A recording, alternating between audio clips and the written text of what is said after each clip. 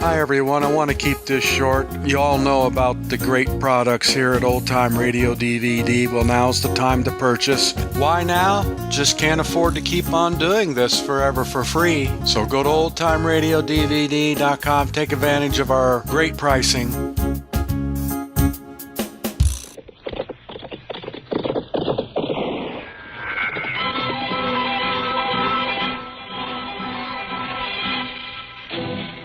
Around Dodge City and in the territory on West, there's just one way to handle the killers and the spoilers, and that's with a U.S. Marshal and the smell of Gunsmoke.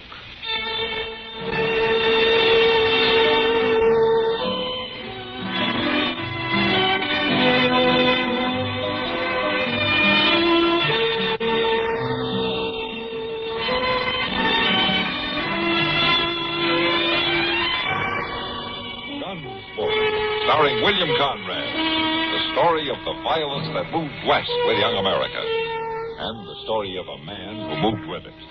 I'm that man, Matt Dillon, United States Marshal.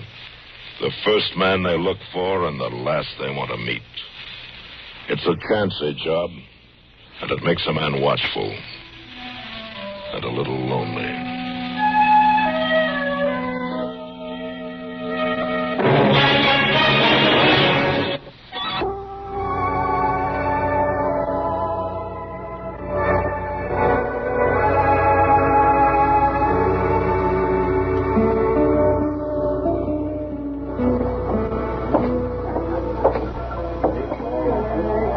Doggone if you ain't got a pretty smart idea there, Mr. Jones. Oh, what do you mean, Chester? Well, fixing up the back of his wagon that way with that flare of pianers, that thing that drops down and makes a platform to stand on and feel at the crowd.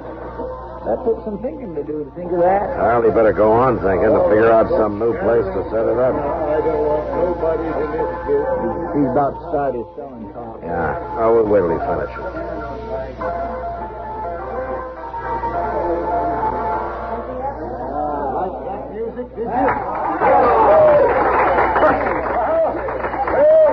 There will be more of that later, folks, but right now I'm going to let you in on the chance of a lifetime. Reckon we are moving a little bit closer, Mr. I Jones. want all this of is you fine. to look close at this bottle I'm holding in my hand, because this bottle is going to change your whole blamed life.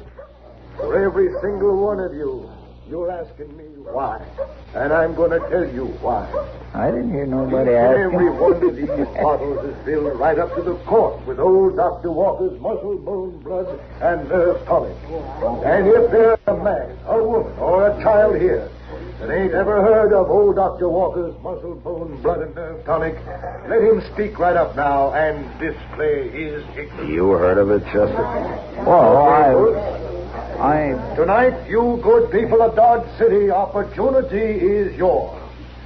Because it is my privilege to introduce, for the first time on the frontier, this famous elixir. This bottled dram of radiant health. This magic blend of 27, mind you, 27 powerful drugs and herbs, many of them taken from the magic medical secrets of ancient Greece and Egypt. He sure does get wrought up, don't he? Listen now. Tonight only to the first 20 of you who step up here, I will give the unheard of opportunity of buying a new life for the unbelievable and insignificant sum of only $1. $1 silver. Now, who'll be first?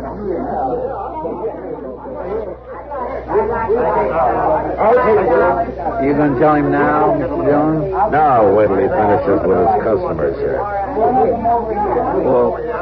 Jones? Yeah. Could I borrow $1 to pay them?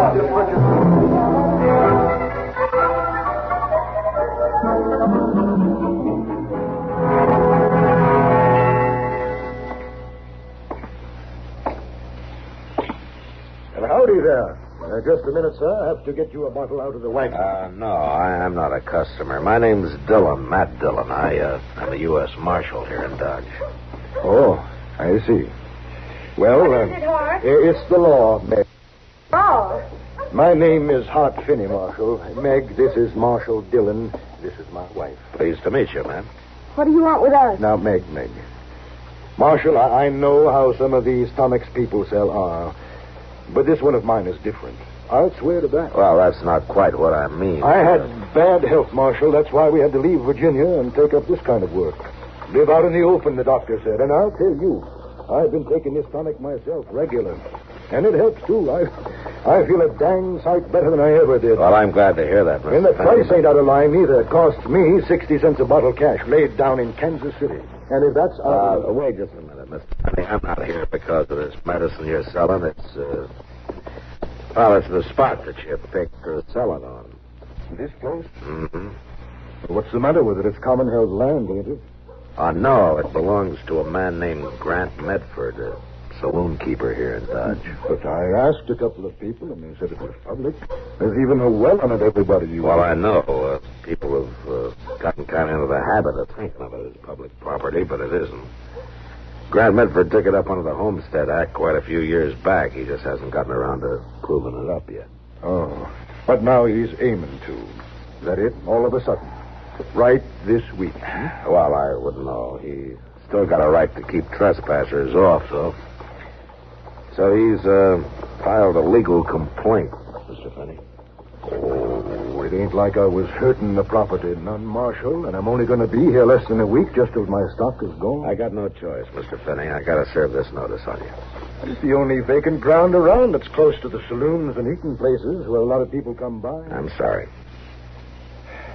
You're telling us to get, is that it? Yeah, I'm afraid so, Mr. Fenny. I can give you till morning. And that's all. Marshal, I'm a reasonable man when I'm treated reasonable. It ain't you, I mean. You got your duty to do, but this fella Medford, well, he sounds mighty selfish. And I don't like a selfish man. No, Marshal. I'm not hurting a thing. I'm staying. I'm sorry, Mr. Fenny, but the law says you can't. And what do you say? Well, I'm a lawman.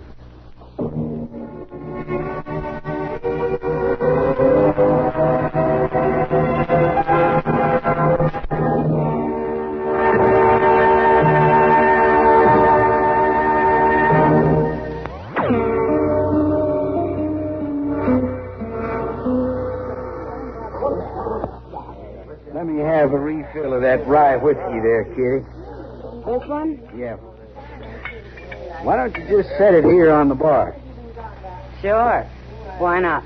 Go ahead. Pour it yourself, Mr. Medford. Well, I got to see what my competitors are serving, don't I? Evening, Kitty. How are you, Matt? Well, good evening, Marshal. Have a drink? Not right now, thanks, Medford. Did you get rid of them trespassers for me? They'll be leaving in the morning. In the morning? Why didn't you boot them out tonight? That won't hurt anything to let them stay till morning. Of course, I might be persuaded to let that woman of his stay around as long as she wants. She's a mighty good looker. Look, Medford, this man Fenny seems to be pretty decent and honest. He's heading out for Kansas City as soon as he gets rid of his stock. It wouldn't hurt you any to let him stay out the week, would it? Well, now, I reckon you did see that woman all right. Sweet talk you, did she?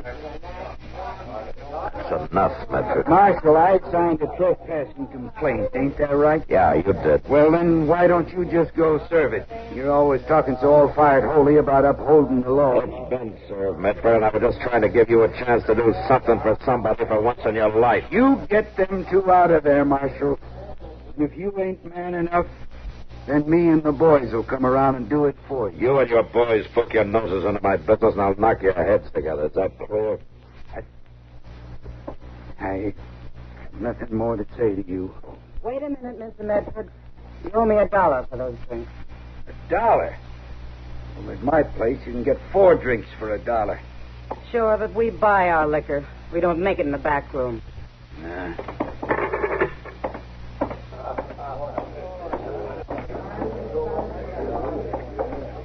Well, now, Matt. What seems to be the trouble here?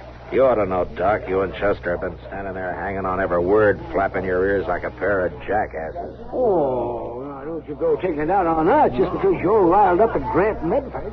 That man's got me riled up, too, Doc. Well, by all rights, I ought to be trying to run this Finney out of town myself. You know, he's going to hurt my practice.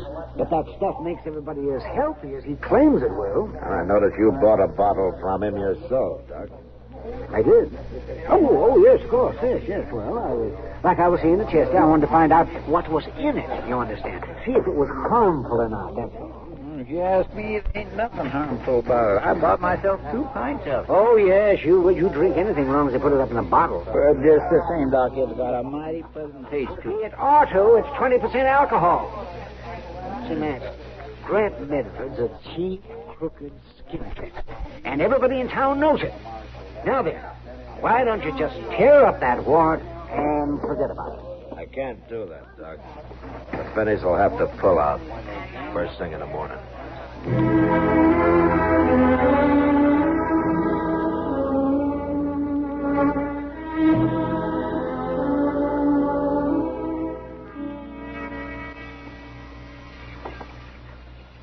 I don't know where he is. And I ain't lying to you, Marshal. I didn't say you were, Miss Finney. I'd tell you if I knowed, but I just don't know. At least, not exactly. Well, he must have told you something before he left, didn't he? Well, sure he did. Just like I said. You're to wait here till he gets back. Now, he knew the 2 of you were to be off this property the first thing this morning. Oh, he knowed it, all right. He'll be here. Any minute now, Marshal. Miss Finney, how do you know he'll be here if you don't even know where he went? I didn't say that. I said I didn't know where he was right this minute. Then tell me where he went. I can't tell you, Marshal. Hart said not to. And he said he'd explain you all about it himself. And anything Hart says me to do, I do. Look, ma'am, I know loyalty's a fine thing, but I served an eviction notice on you 2 last night, and you've got to abide by it. Your feelings are, well, mine either. Don't enter into it. It's all right, Marshal. It's all right. She was only doing what she was told to. Where have you been, Finney? Over to see that judge of yours. What's his name? Judge Bent? Yeah, that's it, Bent. He's a mighty fine man. Open-minded and fair. Knows the law, too. Well, he gave me a paper here, Marshal. I reckon maybe you ought to take a look at it. Uh-huh. Kind of think something like this ought to hold up, provided, of course, you're a mind to enforce the law the same for out-of-towners as you do for Dodge City folks. The man's right. He's right, Mr. Finney, no matter where he comes from. Then you will back up this here piece of paper? Well, it might take some doing. Grant Medford's a hard man, and he's got some mighty tough boys working for him. Marshal, maybe the law here can't be bought out. But could it maybe get scared out? Why don't you just wait, Mr. Finney, and you'll see.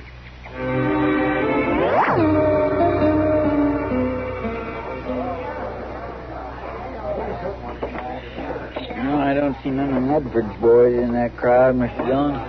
He'll bring him with him, Chester, whenever he gets himself All right, worked folks, up. quiet down now. I want your undivided attention, if you please. Now, in just a few short minutes, I'm going to open the doors of opportunity to one and all of you once again. And while you're waiting, my good wife, Meg, will put a new roll in the piano. All right, Meg. Give the good folks a little tune.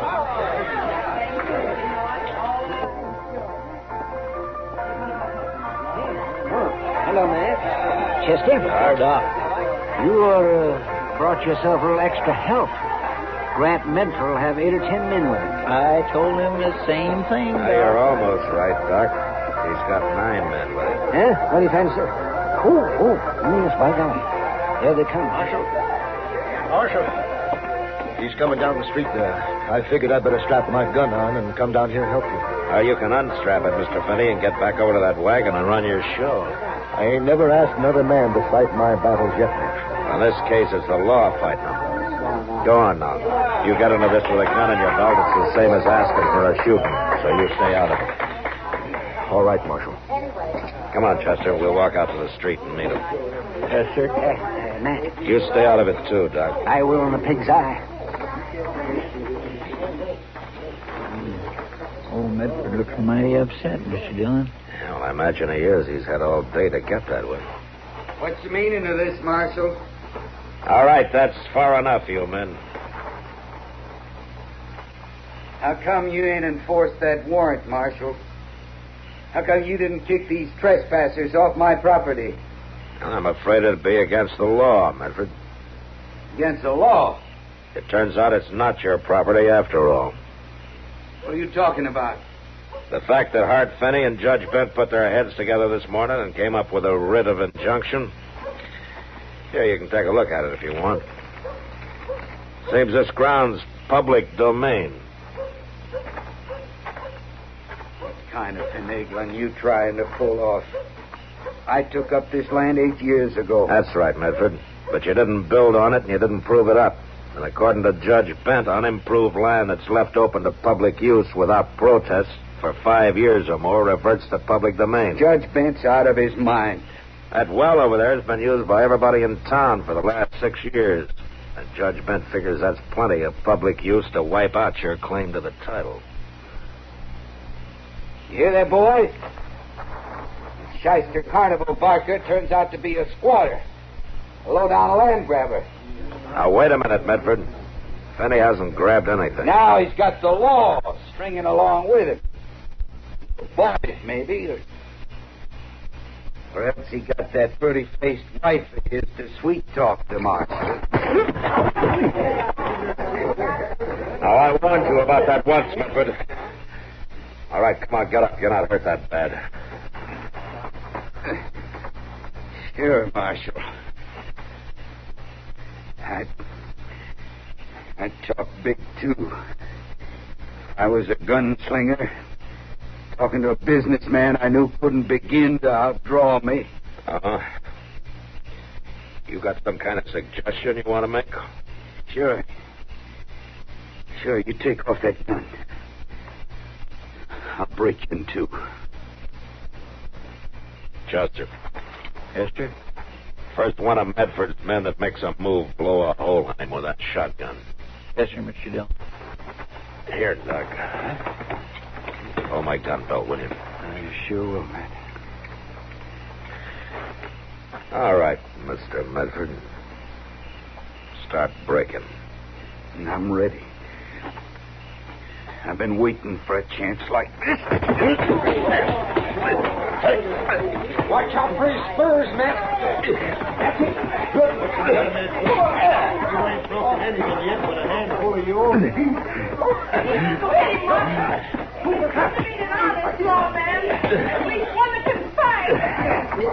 Have you had enough, Medford? I'll kill you. Help me, I'll kill you. All right.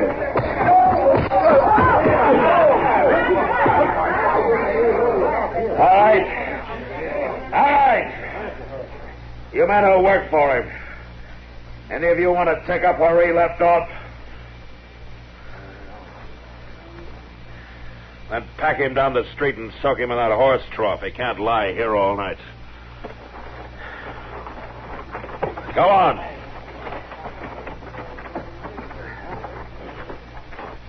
We're both mighty grateful to you, Marshal. Oh, forget it, Mr. Finney. If it happened sooner or later, even if you hadn't been here.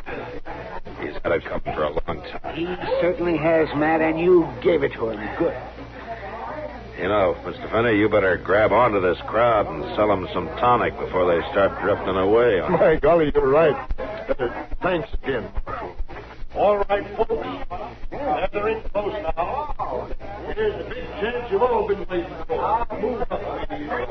Move up just a little closer. Well, looks like Dodge has got itself a new municipal park, doesn't it? Yeah. That's right, folks. Looks like we're going to be civilized around here before you know it, Mr. Jones. We sure are, Chester. Excuse me, boys. I got to get me some more of that stuff. You're still testing it, Doc? Well, of course. What else would I be doing? Hey, tell me something, will you? Tell you what. You sure that stuff's only 20% alcohol?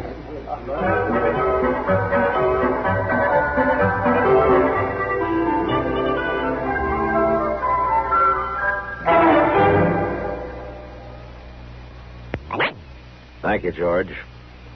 You know, it was just 5 years ago this month that Matt Dillon, Chester, Kitty, and Doc first walked along the plaza in Dodge City, Kansas. And there's one very good reason why you still find them living there in that wild camp at the edge of the high plains. CBS Radio's listeners seem to want it that way. It's our feeling that perhaps no period in American history has given birth to so many giants, legendary or historical, as those fabulous frontier years. We like to think that Gunsmoke has had a part in portraying it. We've tried for as much truth as good drama will allow and as research will furnish. And we like to think also that radio brings you the full flavor of this Old West. Matt Dillon's little asides to Chester Proudfoot can conjure up vivid pictures of, the Kansas plains, the sod huts, the great herds of Texas cattle, the heat, the mud, the buffalo skinners, and the lonely ranging bands of Indians, all of which have long since vanished from the American scene. So, on this, our 5th anniversary, may we sincerely thank you for your interest, which, after all, made the whole thing possible. Gunsmoke. Produced and directed by Norman McDonald, stars William Conrad as Matt Dillon, U.S. Marshal. The story was specially written for Gunsmoke by Les Crutchfield, with editorial supervision by John Meston. The Gunsmoke theme was composed by Rex Corey. Sound patterns by Tom Hanley and Bill James. Featured in the cast were John Daner, Vic Perrin, and Virginia Gregg. Harley Bear is Chester, Howard McNear is Doc, and Georgia Ellis is Kitty. William Conrad, co-starring with Academy Award winner Anthony Quinn, may soon be seen in his own production of The Ride Back for the Associates and Aldrich, a United Artists release. Join us again next week for another story on Gunsmoke.